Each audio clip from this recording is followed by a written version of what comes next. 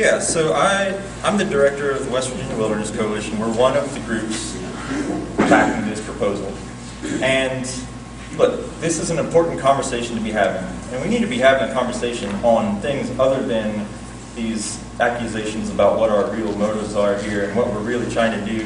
Because I've been a West Virginian all my life. I grew up in the Charleston area, and as you might know about Charleston, the streams down there aren't exactly full of trout. And to connect with our West Virginia heritage, we've got to come to places like this. And I spent my weekends as a kid coming up here, visiting the Cranberry, visiting Marlington, visiting Hillsborough, and I care a lot about that place up there. I care a lot about that place for the same reasons that you guys all care about that place. I want to see that place kept the way it is for my kids, for my grandkids, so that they can go up there and they can do the same thing. And we've been in this process for a while now, trying to come up with a way to do that. And why do we want to do? Why do we want to more permanently preserve this area? Well, Randy said something earlier about the monument area being subject to change. And that's exactly what we have in common, is that fear of that change. I mean, Congress right now they've got a few bills on the table that have actually already passed the House and that are headed over to the Senate that would create some pretty drastic changes for Forest Service management. We're not asking for big changes ourselves. We're asking for a statutory, a framework in the law to keep this area as close as it is. And so, you know, in this process that we've been through, we've been collecting a lot of feedback. We've been getting input from a lot of different groups.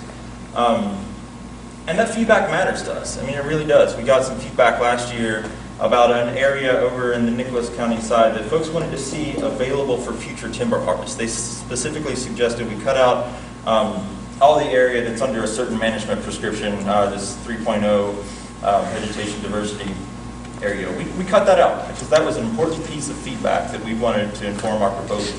We got a lot of feedback about bear hunting. We got a lot of feedback about things like digging ramps, and that matters to me. As a West Virginian, that stuff matters to me. It matters to me that we're able to talk about this and come up with something that works for everybody. And, you know, you can say what you want about what we're going to do, these environmental groups, once the president gets a hold of it, but it's simply not true. I mean, this is what we've put in writing here. This is our proposal. It's a draft proposal.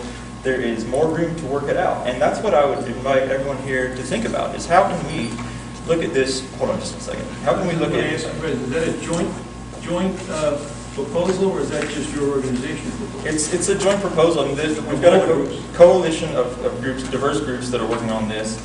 And, you know, it's important to us that this is an area that is more preserved for future generations to do the things that we like doing there now. So we wrote into our proposal that we want to see hunting. We want to see hunting with dogs. We want to see digging ramps. We want to see gathering mushrooms. There's not a single one of us, despite what you've heard today, who wants any of that. If that be true, why don't you leave it alone?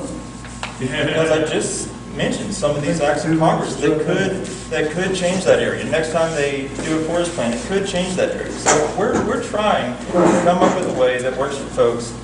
And recently we've been getting some interesting feedback that I think is totally worth pursuing, and I would throw this out there as a reason that we want to continue this conversation in a collaborative way.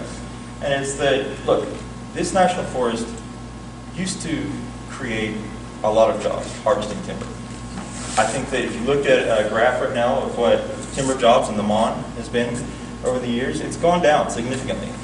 Other communities and other places are finding ways to come together and work on a project like this and figure out some way to kind of balance that out, to steer some more resources or look at what we can do to encourage more activity, to get the fork feet up, to get the jobs in the woods up. And there's no reason that other states and other communities can have that kind of discussion, can have that kind of product that benefits everybody across the board and gets folks what they want.